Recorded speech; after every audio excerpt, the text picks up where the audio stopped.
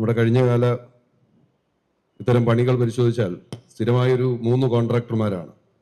ഒന്ന് CBG Thilakan, S Kumaresan, R Rajesh. ഇത് 3 ഒരാൾ തന്നെ എന്നാണ് ഞാൻ വിചാരിക്കുന്നത്. 3 കൊട്ടേഷനുകൾ എഴുതി വെച്ച് കൊടുക്കുന്ന ഒരു സ്ഥിരം സംവിധാനം ഉണ്ടായിരുന്നു. അത് കൂടുതൽ ബോധ്യപ്പെട്ടത് അതിൻ്റെ വലിയ അഴിമതിയുടെ ചുരുളഴിഞ്ഞത് ഇപ്പം നമ്മൾ ഈ ഗാന്ധി പാർക്കിൽ ഭവനരഹിതർക്ക് വീട് വയ്ക്കുന്നതിന് പണം കൊടുക്കുന്നതിൻ്റെ നായനാർ പാർക്കിൽ നടന്ന ഉദ്ഘാടന പരിപാടിയുമായി ബന്ധപ്പെട്ടാണ്.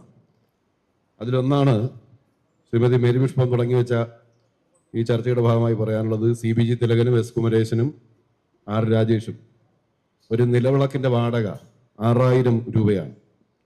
നിലവിളക്ക് വാങ്ങാൻ 10,000-15,000 ആവുള്ളൂ. ഇപ്പം നായനാർ പാർക്കിൽ എടുത്ത നിലവിളക്കിൻ്റെ വാടക 500 രൂപയാണ്.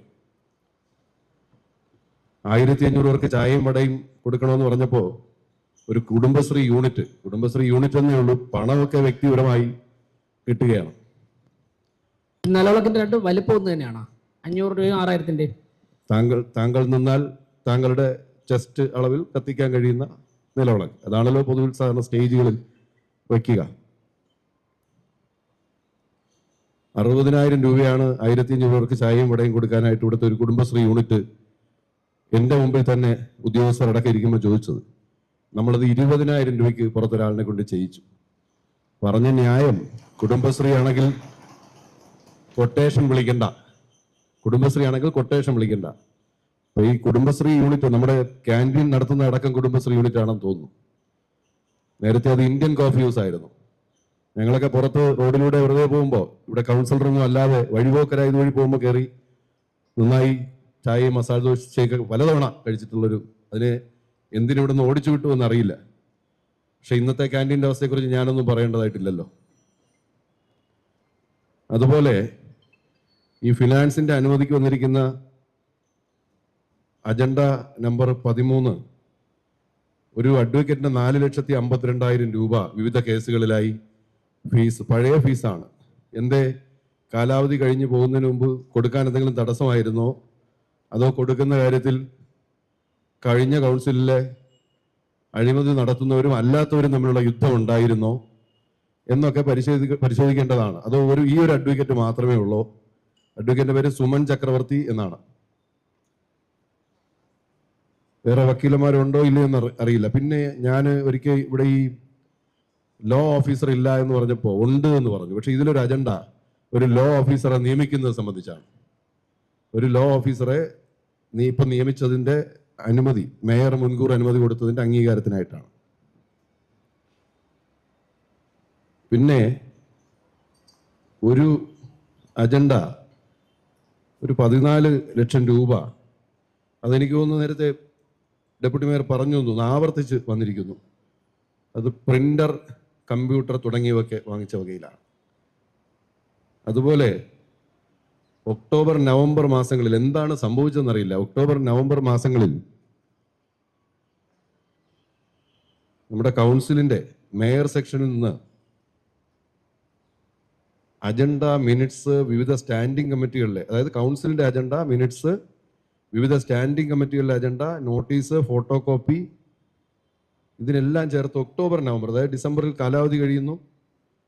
ഒക്ടോബർ നവംബറിൽ ഇനി എനിക്ക് ആ കാര്യത്തിലുള്ള സംശയം, ഇനി വലിയ പ്രോഗ്രാമുകൾ, ഭയങ്കരമായി പ്രിന്റ് ചെയ്യുന്ന പ്രോഗ്രാമുകൾ ഒക്കെ നടന്നതാണോ?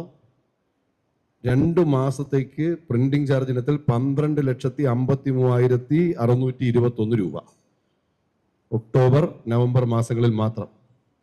അതെല്ലാം ശരിയായി ആണെങ്കിൽ ഞാൻ പറഞ്ഞെടുത്ത് എൻ്റെ ധാരണ പിശക് എന്ന് സമ്മതിക്കാനും തയ്യാറാണ്. മറ്റൊന്ന്, നമ്മുടെ 17ാമത്തെ അജണ്ട, അതിൽ പള്ളിത്തുറ വാർഡ്, പള്ളിത്തുറയിൽ ഏതാണ്ട് 1 ഏക്കറിലധികം സ്ഥലം കുറെ സ്വകാര്യ വ്യക്തികൾ വാങ്ങുന്നു.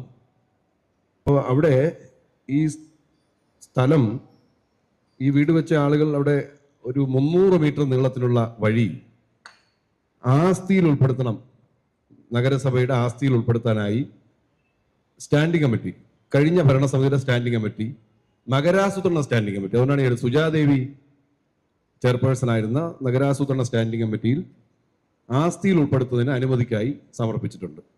അതിന്റെ അംഗീകാരത്തിന് സ്റ്റാൻഡിംഗ് കമ്മിറ്റി ഈ കൗൺസിലിന്റെ പരിഗണനയ്ക്ക് വിട്ടിരിക്കുന്നു. അപ്പോൾ ഈ കൗൺസിൽ അംഗീകരിച്ചാലേ അവിടെ ആസ്തിയിൽ ഉൾപ്പെടുത്തി കഴിഞ്ഞ് ടാറിങ്ങോ മറ്റെന്തെങ്കിലും മരാമത്ത് ചെലവോ നമുക്ക് വഹിക്കാൻ കഴിയും. ഞാനിത് സുജാദേവിയോട് ചോദിച്ചപ്പോൾ സുജാദേവി അറിഞ്ഞിട്ടേ ഇല്ല എന്ന് പറയുന്നു. അടുത്തൊരു അജണ്ട 34, ഇതേ സിറ്റി ഹോസ്പിറ്റൽ റോഡ് 14 ലക്ഷം രൂപയ്ക്ക് ടാർ ചെയ്തതിന്റെ അനുമതിക്കായി. അതായത് ടാർ ചെയ്തതിന് 14 ലക്ഷം രൂപ മേയർ മുൻകൂർ അനുവദിച്ചതിന്റെ അനുമതിക്കായി ഈ കൗൺസിൽ വന്നിരിക്കുന്നു.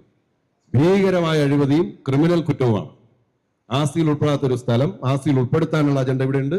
അതോടൊപ്പം തന്നെ പണം അനുവദിക്കുന്നുള്ള റോഡ് പണി ചെയ്ത് കഴിഞ്ഞു, പരിശോധിക്കാൻ തീരുമാനിക്കണം. ഇങ്ങനെയുള്ള കുറേയേറെ കാര്യങ്ങളുണ്ട്. എല്ലാം കൂടെ ഇപ്പൊ പറയുന്നില്ല, ഈ പ്രഥമമായി കണ്ട കാര്യങ്ങൾ ചൂണ്ടിക്കാണിക്കുകയാണ്.